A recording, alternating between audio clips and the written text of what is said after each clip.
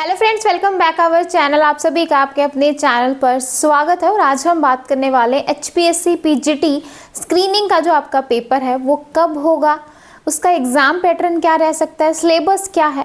क्योंकि भाई हमारा तो स्टेट क्वालिफाई है, यानी कि जिन बच्चों को ये है कि भाई हमने 2020 में, 21 में, 19 में, 17 में हमने स्टेट क्वालिफाई किया था और लंबे समय से वेट कर रहे हैं वैकेंसी का, और अब वैकेंसी आई है तो भैया पूरा जो है उथल पुथल मचा दिया है। क्योंकि भाई बच्चे जो है इतने ज़्यादा एकदम से स्ट्रेस में आ गए हैं कि भैया एचपीएससी कैसे लेगी और क्या पैटर्न रहने वाला है, कॉमन कितना आएगा या नहीं आएगा। हमने तो कॉमन के लिए अलग से बैच परचेज कर रखा था, पैसे डाल रखे थे, अब उसका क्या होगा। बहुत सारी चीज़ें हैं जो दिमाग में बहुत बुरी तरीके से घूम रही हैं। तो अब क्या करना चाहिए, क्योंकि भाई एग्ज़ाम तो होगा, इसमें तो कोई डाउट नहीं है कि एग्ज़ाम आपका ना हो, और आप जो है गवर्नमेंट के साथ चैलेंज नहीं कर सकते कि नहीं आप ऐसा क्यों कर सकते हो, है ना। तो 2019 में नोटिफिकेशन आया था, उसके बाद क्या हुआ कि भाई बच्चों ने क्या किया, सब्जेक्ट का भी कहीं बैच ले लिया, प्लस जो कॉमन वाला पार्ट था, क्योंकि कॉमन का वेटेज काफ़ी ज़्यादा था इसलिए बच्चों ने कॉमन वाला बैच भी ले लिया, ठीक है। लेकिन अब जो है 3 साल बाद पूरा जो है एचएसएससी ने पूरा जो है खेल ही पलट कर दिया। यानी कि एक तो जो 10 जो सोशियो इकोनॉमिक्स के मार्क्स मिलते थे उनको घटा के 5 नंबर कर दिया गया है।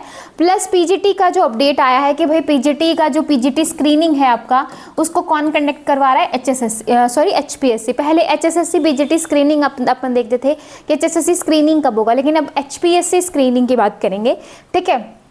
तो सबसे पहला क्वेश्चन उठता है कि भैया एग्जाम कब होगा, हमारे पास कितना टाइम है इस नई स्ट्रेटेजी को लेने के लिए, इस नई स्ट्रेटेजी को अडेप्ट करने के लिए। क्योंकि भाई कॉमन के साथ पहले का जो है सब्जेक्ट कर रहे थे, अब जो है कॉमन तो पता नहीं, लेकिन सब्जेक्ट आपका स्ट्रांग होना चाहिए। बिना सब्जेक्ट के आप कहीं पर भी नहीं रह सकते, क्योंकि भाई एचपीएससी आपको पता है कि सब्जेक्ट ओरिएंटेड चीज़ें आपसे पूछता है।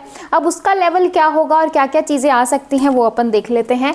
तो देखो भाई आपका जो एग्ज़ाम है, एग्ज़ाम आपका पूरा बोला जा रहा है, क्योंकि भाई आपको ये तो पता चल ही गया कि स्टेट आपका 12-13 नवंबर को है। स्टेट आपका कब है? 12-13 नवंबर को, 12 और 13 को, ठीक है। पूरी पॉसिबिलिटी है कि नवंबर के एंड तक यानी कि 30 तक जो है आपको स्टेट का रिजल्ट देखने को मिल जाए। और मुझे ऐसा लग रहा है कि भाई दिसंबर में ही आपको वैकेंसी देखने को मिल जाएंगी, क्योंकि जैसा गवर्नमेंट का कहना है कि भाई नेक्स्ट सेशन में अपन जो है वो पूरी कोशिश करेंगे कि भाई बच्चों को ज्वाइनिंग दे दें, है ना। तो भाई जहाँ तक कहा जा रहा है आपका कि आपका जो एग्ज़ाम है, जहाँ तक बोला जा रहा है कि आपका जो एग्ज़ाम है वो फैब में हो जाएगा। फैब एंड भी हो सकता है, और मार्च की स्टार्टिंग भी हो सकता है, और फैब की स्टार्टिंग भी हो सकती है। भाई किसी तरीके से भी हो सकता है, यानी कि फैब, मार्च, और यहाँ पे आपकी चीज़ें घूमेंगी। फैब की स्टार्टिंग हो सकती है अगर आपको दिसंबर में फॉर्म देखने को मिल गए। अगर आपको दिसंबर में फॉर्म देखने को मिल गए तो पूरी पॉसिबिलिटी है कि फैब की स्टार्टिंग या एंड में आपको एग्ज़ाम देखने को मिल जाए। और भाई जितना इन्होंने डिले किया है, जितना गवर्नमेंट ने डिले किया है एजुकेशन यानी कि टीचिंग की वैकेंसी को लेके, उतनी ही जल्दी करेंगे ये टीचिंग की वैकेंसी को फिल करने का, ठीक है। अब जो है या तो आप जो है गवर्नमेंट पे जो है तंज जो कस रहे हैं ना कि भाई हर बार का है, स्टेट से पहले वैकेंसी आती हैं, फिर हवा हो जाती हैं, ये हो जाता है, वो हो जाता है। तो भाई अब जो है नेगेटिविटी को साइड रखिए, ठीक है। मैं ये नहीं कह रही कि गवर्नमेंट बहुत अच्छी है या बहुत कुछ कर रही है, लेकिन अब जो है आपका जागने का टाइम आ गया है। आप फालतू की चीज़ों मत सोचो। और रही जो है आप ये सोच रहे हो गवर्नमेंट को ब्लेम करने से कुछ नहीं होगा, उनको तो जैसे काम करना है वो वैसे ही करेंगे। तो अब आपके ऊपर है कि आप उस चीज़ को कितना पॉजिटिव ले रहे हैं और कितना उसको बेहतर तरीके से कर रहे हैं। पता चले गवर्नमेंट को कोसते कोसते आपका दिसंबर चला गया, जनवरी आ गया, जब एकदम से एडमिट कार्ड हाथ में आएगा तब लगेगा आपको कि काश 2 महीने पहले जो है मैं पढ़ लेता। क्योंकि 7 साल का इंतज़ार बहुत लंबा होता है। जो बच्चे लास्ट स्क्रीनिंग में रह गए थे, स्क्रीनिंग के बाद जो है वेट कर रहे थे कि नेक्स्ट होगा तब हम जो है करेंगे कुछ, है ना। और अब जो है सरकार को कोस के आपको कुछ नहीं मिलने वाला, आपके 7 साल ऑलरेडी वेस्ट हो चुके हैं। तो बेहतर है कि भाई ये जो टाइम आपको मिला है, अगर मैं टाइम की बात करूँ तो अक्टूबर, नवंबर, दिसंबर, जनवरी, फरवरी में आपके एग्ज़ाम के पूरे चांसेस हैं। तो कुल मिला के देखा जाए तो 4.5 महीने आपके पास है। इन 4.5 महीनों को यूज कर लीजिए, सरकार को बाद में कोस लीजिएगा एग्जाम देने के बाद, ठीक है। एंड सेकंड पॉइंट उन बच्चों के लिए है जो बच्चे ये कह रहे हैं कि मैडम अब हम क्या करें, एचपीएससी करवा रहा है। तो देखो भाई, आप अकेले के लिए पैटर्न चेंज नहीं हुआ है कि सरकार ने कहा है कि इन 10 बच्चों के लिए पैटर्न चेंज है, बाकी सभी जो है एचएसएससी के साथ देंगे, ऐसा कुछ भी नहीं है। अगर आपको डिफिकल्टी आ रही है तो बाकी बच्चों को भी आ रही है, बाकी बहुत सारे बच्चों को डिफिकल्टीज का जो है सामना करना पड़ रहा है। लाइट चली गई है, ठीक है, तो थोड़ा सा कर लीजिए, ठीक है। तो ये है पूरा। तो भाई आप अकेले के लिए ऐसा कुछ भी नहीं हुआ है, सभी बच्चों के साथ जो है ये प्रॉब्लम आई है। तो आप बाकी बच्चे करेंगे तो आप भी करोगे, तो अब फालतू की चीज़ों को सोचने से या सरकार को ब्लेम करने से कुछ नहीं होने वाला, आपकी बात वहाँ तक नहीं जाएगी। जो उनको जैसे करना है वो वैसे करेंगे, ठीक है। तो ये था पूरा सिनारियो कि भाई आपके पास 4 से 5 महीने हैं, इन 4 से 5 महीनों को पकड़िए और अपने 7 सालों को जो है यूज़ कीजिए यहाँ पे, क्योंकि भाई आपके 7 सालों की मेहनत है।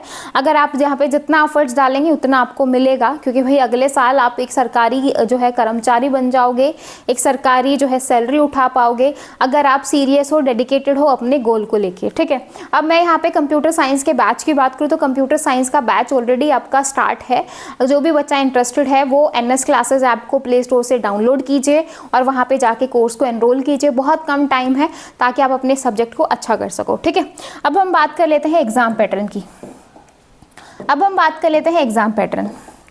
एग्जाम पैटर्न देखो भाई, अभी कुछ भी ऐसा फिक्स नहीं है, कुछ भी आपका ऐसा फिक्स नहीं है कि भाई आपका एग्जाम पैटर्न ये रहने वाला है ना, कि कॉमन कितना आएगा। सबसे कॉमन का तो हिंदी, इंग्लिश, मैथ, रीजनिंग को तो भूल ही जाओ।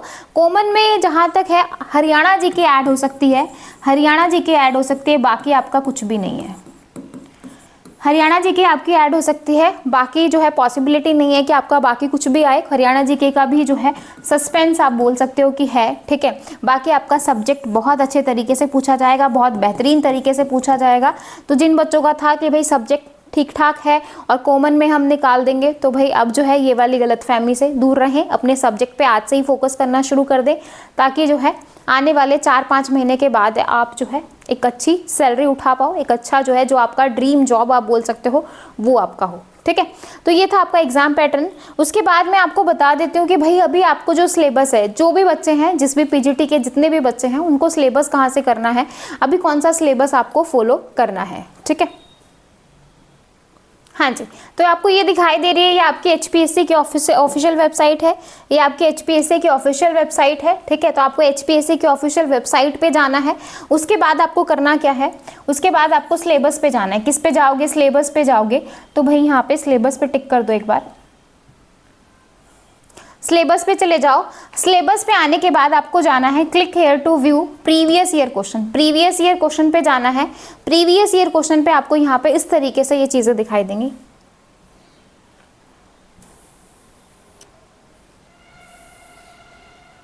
ठीक है। दिखाई दे रहा है भाई, दिखाई दे रहा है यहाँ पे।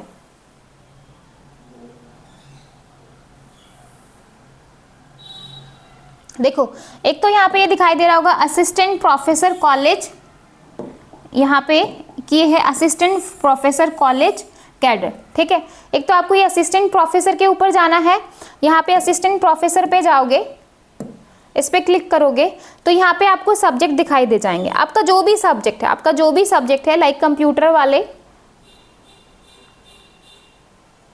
केमिस्ट्री, एक सेकेंड, ये तो क्वेश्चन पेपर है भाई, एक सेकेंड, हमें सिलेबस के ऊपर जाना है। सॉरी, हमें क्वेश्चन पेपर नहीं देखने, हमें सिलेबस देखना है। तो हम सिलेबस के ऊपर जाएंगे, भाई, ठीक है। सिलेबस पे जाएंगे और यहाँ पे आप देख सकते हो, सिलेबस पे जाएंगे और ये यहाँ पे आप देख सकते हो,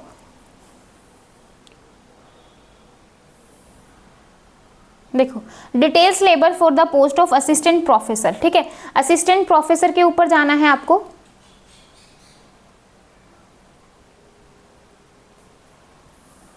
ये दिखाई दे रहा है, ये दिखाई दे रहा है भाई, ये दिखाई दे रहा है।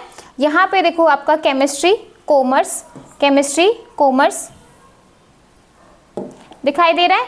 ये आपका केमिस्ट्री है, ये आपका कॉमर्स है, कंप्यूटर है, इकोनॉमिक्स है, इंग्लिश है, geography, Hindi, history, math, physical education, जिसका जो भी सब्जेक्ट है आप अपना वो सब्जेक्ट उठाइए। देखो ये जो सिलेबस है इससे जो है आपका कम ही सिलेबस आएगा, इतना सिलेबस तो नहीं आएगा, लेकिन अभी जो आपको तैयारी करनी है वो यहाँ के सिलेबस के अकॉर्डिंग करनी है।